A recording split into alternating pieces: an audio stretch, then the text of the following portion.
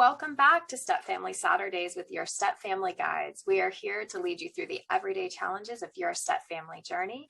And with me today are my fellow Stepfamily Guides, Amelia and Amy. Today, we are going to have an open discussion about the childless stepmom. This is not a role that is familiar to me in my situation. However, I know that there are many out there who have to navigate the challenges that come with not being a biological mom and stepping into the role of a stepmom. And there's so many questions to be answered. I know that one of the most common questions that we get is, I feel like a third wheel in my own home, within my own family. What do I do with that? How do I navigate this? I actually, when we started talking about topics, this one was near and dear to my heart because I've had a couple of couples that I've worked with. Interestingly enough, my first step family that I worked with, it was a stepdad that was trying to fit in. And he was like, I don't know how to do this because his wife and the two girls, they were their own unit for quite a while. It's like, so I feel like I'm trying to figure out where I fit in all of this. Like, she and I have a good relationship, but I'm trying to get to know the girls, but they all flow so well that sometimes I'm on the outside looking in. So I think just having that sensitivity on the part of the bio parent in this relationship, I think it's really good to have some extra sensitivity to the fact that, yes, my spouse doesn't have kids, hasn't been a parent, but they're, an additional support system for our kids, and we're building this as a team together, and giving them some space to learn about that parenting role and what that's going to look like. And of course, we've always talked about how, step parents aren't trying to step into the bio role, but they're still taking on some of those roles. So a lot of sensitivity needs to be handled with this one. Yeah, I know that something I've heard a lot from clients is, I feel like it was a prepackaged family. Like I went to a store and purchased my family off a shelf. They're already a unit. How do I learn to fit into that? Where do I fit? What is my role? How do I not overstep those bounds? And so there is a lot to unpack there. And I think starting with the sensitivity of the bio parent to help navigate, and again, going back to communication and them having those conversations to understand how one another's feeling and to work through solutions are so important. Another topic that comes up quite frequently in these situations is, you're not the mom. You don't know how to parent. You have no business trying to parent my child. And that could come from either the partner and or the other bio parent in the other home. What are your thoughts or some tools and strategies to help navigate those situations? I think ultimately bio parent and step parent need to be on the same page in their home. What are the expectations of the step parent? What role does the step parent want to take on? And making sure that the bio parent just isn't being like, here you go, here's some responsibilities for you, without that person being ready for them. So again, communicating what are the expectations of each other so that you know where the step parent stands. And from there, if there is pushback from the ex, the bio parent in the other home, and so that the couple can be a united front with that. And, when they approach the conflict together, and the partner being supportive of the step parent and saying, this is our home, this is the way we do things here, you do you, and we'll do us. But having that supportive partner to the step parent is really, really important, and being that united front, remembering you're on a team. That's what I always tell my clients. Remember that you're on the same team, because sometimes we forget that and we end up, trying to, battle one another until you step back and go, wait a minute here, we're in the same house. We're trying to do this together. So let's stop battling and let's figure this out together. And as for stepkids that, they might be, you're not my mom or you're not my dad. Again, that a lot of the times falls back on the bio parent to be stepping in and, reinforcing that you're right, they're not your mom or your dad, but they are a parental role in this home. And this is the role that they play, and, they will be respected in this home.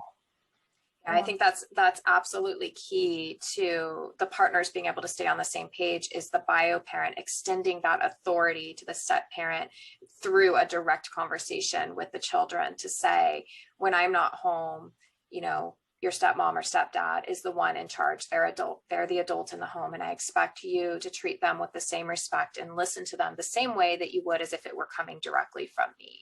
And I know that that can be so helpful in transitioning that authority, that I don't necessarily want to call it power, but that the who's in charge in that moment and who you're to listen to, and you know that they have authority in that home. Yeah. The other thing I wanted, I'll jump in. Sorry, Amelia. The other thing I wanted to jump in and build on too is in one of my couples, I had to remind bio mom in the home. I said, yes, your spouse doesn't have any parenting experience. This is true. I said, but you need to also remember you've had a relationship with your child from day one. He's coming in 8 years later. So he has to learn your child, whereas you've known this child since, you know, actually since she was pregnant with him. So you have to give your partner space and grace to build that one-on-one relationship.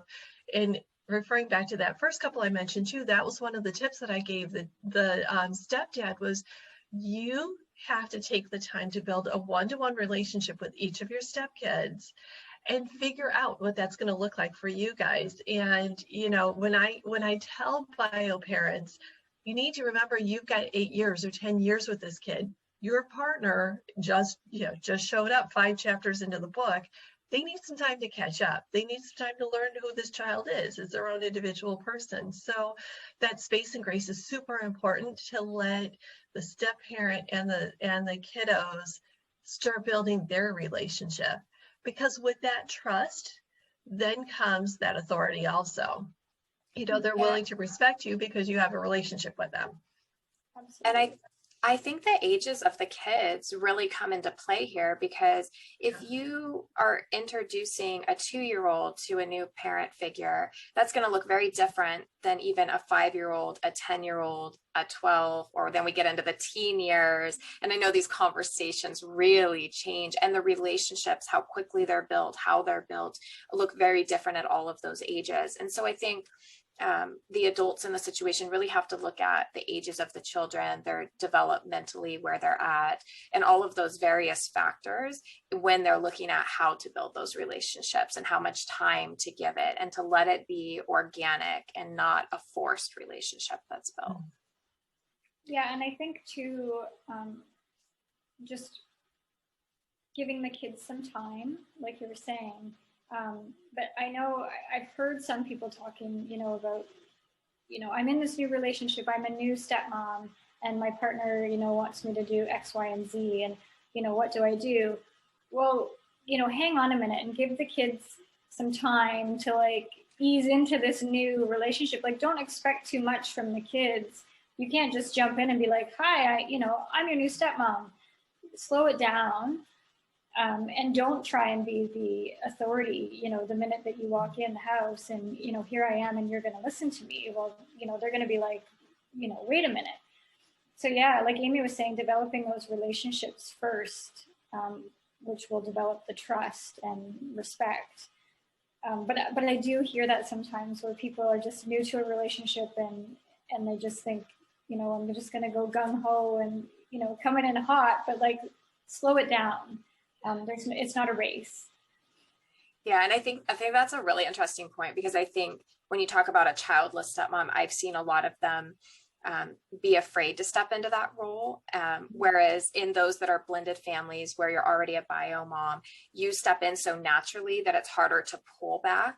And so it doesn't matter what your situation is, there's give and take, and you have to be willing to own your piece of it, look at it from different points of view of the different members of your family, and figure out how to navigate it in a way that works best for your situation, because there are so many different situations out there and not a single one of them is the same. So I know that you know, we hear a lot from clients that there's situations where the bio parent in the other home will make the statement, those are my kids, not yours. Don't claim them as yours. I don't want to hear you calling them that they're your children or referring to them as your children.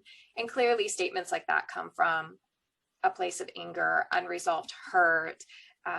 So, you know, so how do you help clients navigate and work through when those types of statements are being made from the other bio parent?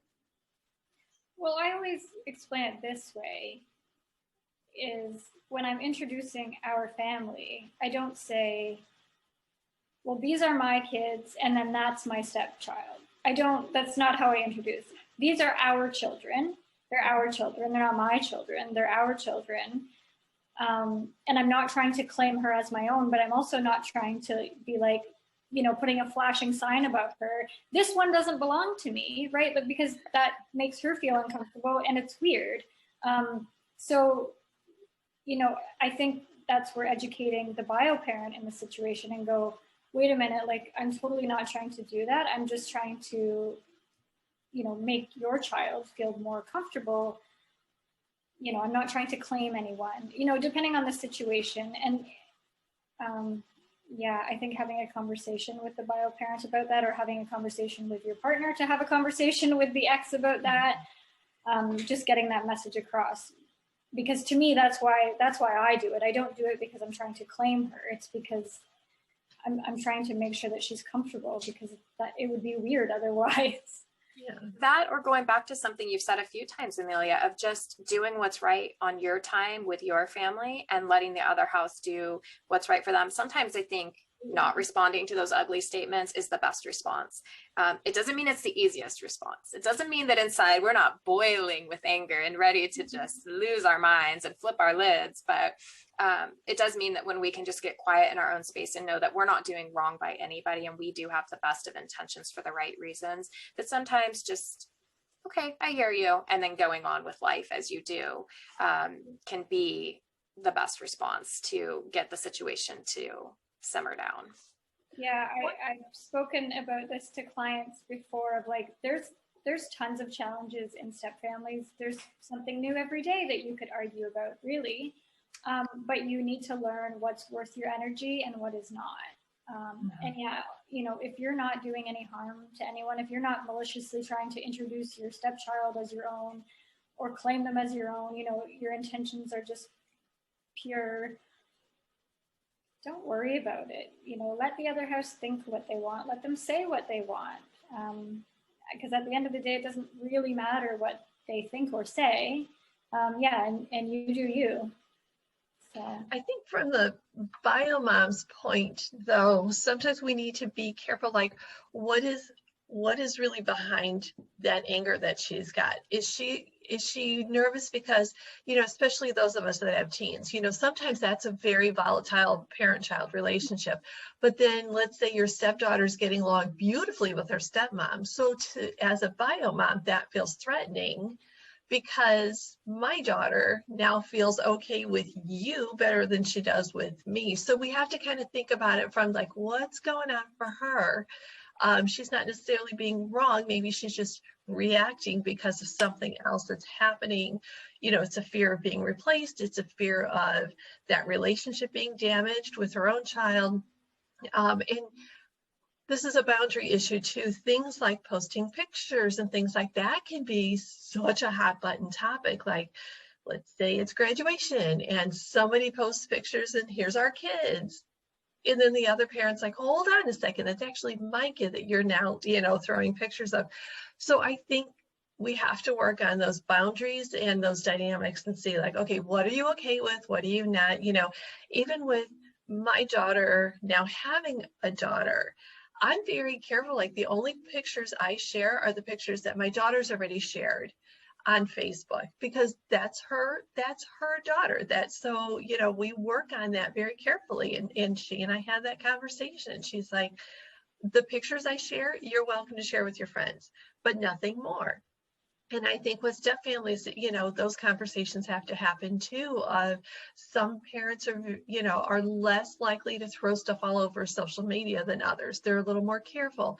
So have that conversation to see what's okay and what's not, so that it's not a my kid versus your kid kind of thing. It's more as, these are the parameters that we're comfortable with, and let's find some common ground within those.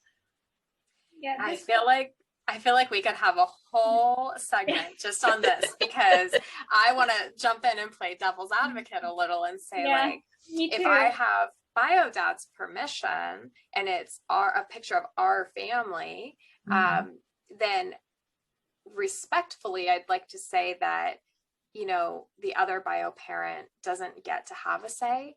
And I think that gets into tricky territory, not in a disrespectful way, but just in that, are we going to start to micromanage what happens in each other's homes? Are we still going to start to micromanage what each other post? And I think that could be dangerous and unrealistic for it to be that way.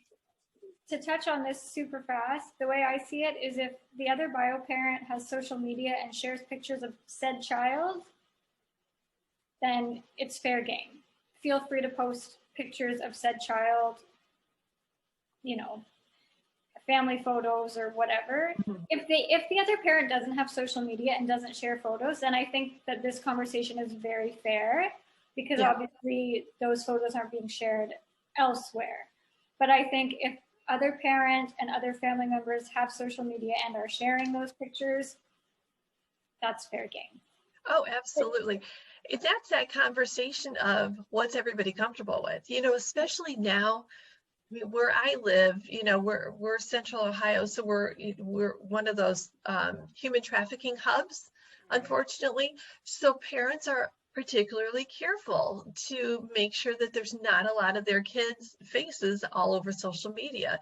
So again, and I've had to work with a number of couples that, we have to set those boundaries comfortably, so that the safety of the kids is the priority. Mom's not doing it, or stepmom, whoever is not setting those limits because they want to just be an ogre about life. It's really a safety issue. So, but there's a lot of those things that we all have to talk about. What movies are okay. I mean, I know I opened up a huge can of worms. Sorry. There will be.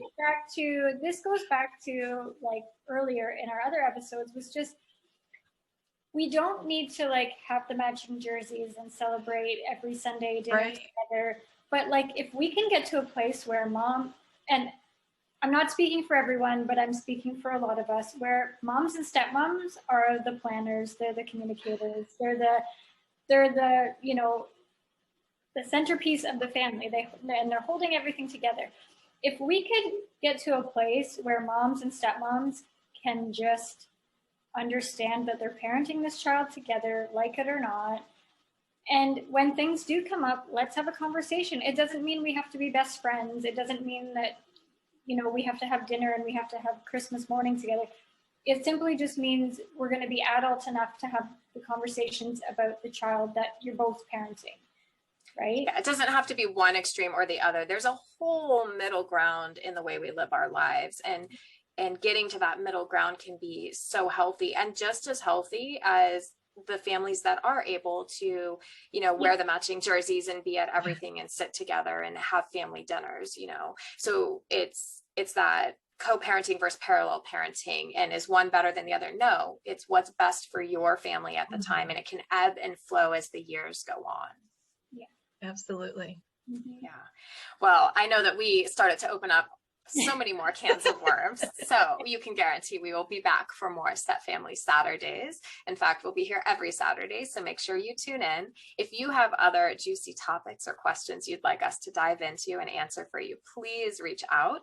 You can do so through Facebook or Instagram. We're at Stepfamily Guides, or through our website at stepfamilyguides.com. We hope that you've taken something away from today, and we hope you have a beautiful day.